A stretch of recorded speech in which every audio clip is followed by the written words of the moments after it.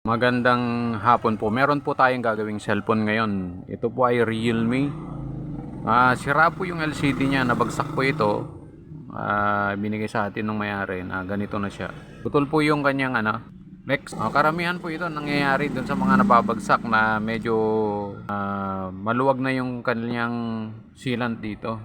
Tumatalsik po yung LCD kapag nababagsak. Kaya yun ang ating papalitan ngayon.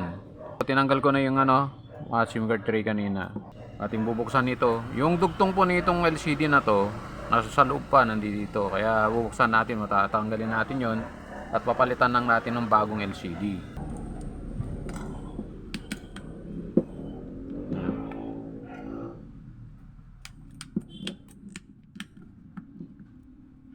Ayan. Ayan. Dito, buksan natin dito. Ayan. Ayan. Maraming screw ito kaya medyo matagalan tayo sa pagtanggal. Kasi napakaraming screw talaga ng Realme. Lalo na dito sa bandang top board.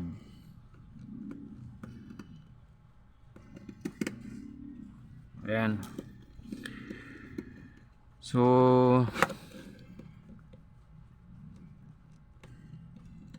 na-check na natin itong board nito. Okay naman. Ayos naman yung kanyang board. Wala namang sira. Top board. Hindi po kasi magcha-charge soon. Wala kayong makikitang voltahe na pupunta. So, kapag ganun yung ibig sabihin merong tama yung kanyang top board. Ayan, natanggal na natin yung ito yung karugtong ng LCD ng reflex ng LCD. Ito banda. Yan, naputol po yan. So,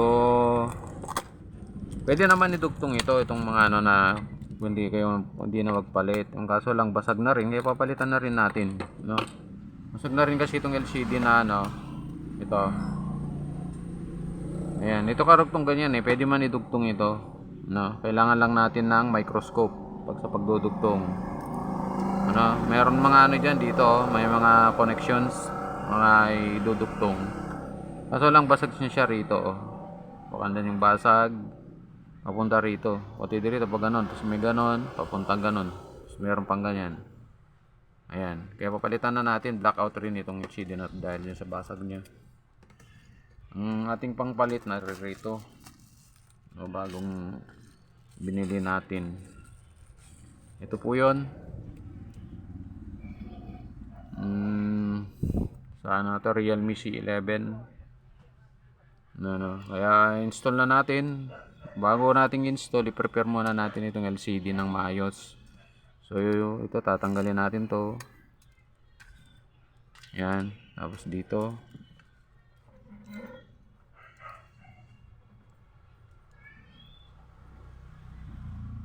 Yan, strip natin to mga kasi may mga pandikit diyan.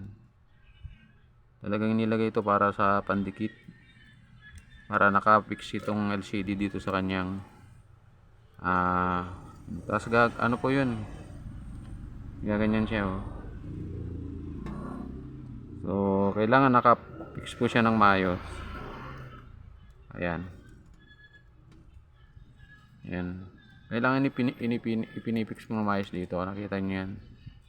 Ayan para paglagyan ng glue, dito lang yung glue, hindi malalagyan ng glue ito kasi kapag nalalagyan ng glue to nagkaroon ng short dyan. At saka para mas maganda po yung tapos check nyo rin po dito kung may takip yan. Minsan may takip po yan, maging sagabal po dun sa kanyang camera. So pagkatapos mo nyan, dito natin isusot yan ganun. Ayan, ganun, sakit natin dito. So i-visualize nyo rin po maigi kung nakalapat po doon sa bandang harapan.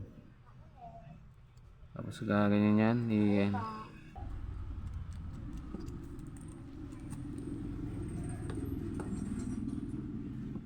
Tapos ito Plansyahin din natin guys. Tapos yan, ibalik natin pag ganon. Ito yung ano ng battery, sakit nyo rin ng maayos. Yan. Tapos pwede nyo i-test. Open nyo siya. Ayan na.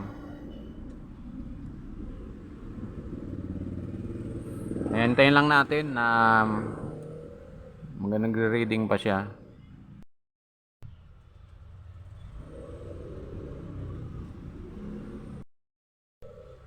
Open na siya. Ayun. Oh. Yan yung ano, si sir ng mukha ni sir. Oh. Laging napapagawa sa atin.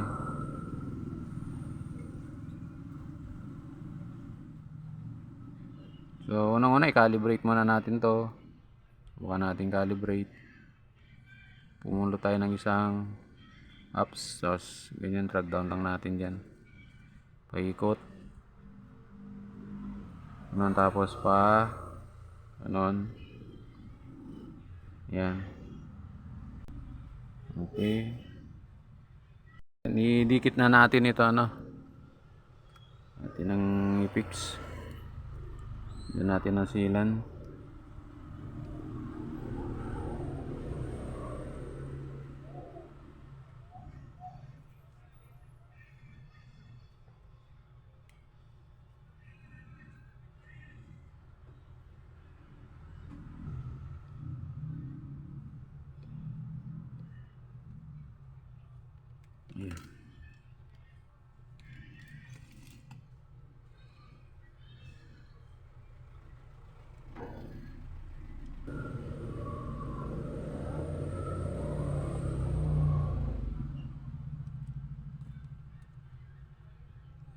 Yeah. Ano muna natin? Yan. Parang yan. Yan.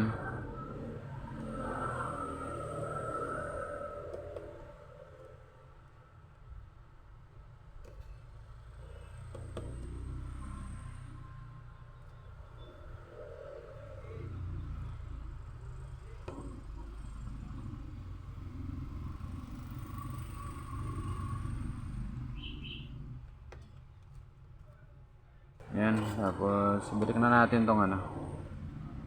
Yung takip. So, unahin natin dyan sa may switch. Yan.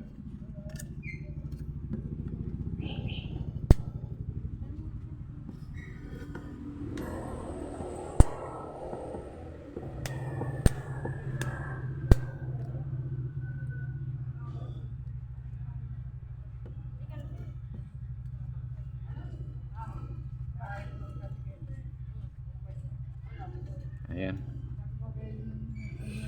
Balik natin yung kanyang SIM tray. Ito. Ayan, natapos na natin ito. Yes. Kung sa tingin nyo ang video ito ay may tutulong, paki-share naman po ang video ito. Paki-like po yung aking FB page. At paki-follow po ako sa Facebook. At paki-subscribe po yung aking YouTube channel. Pwede nyo rin po ako sundan dun sa aking TikTok account.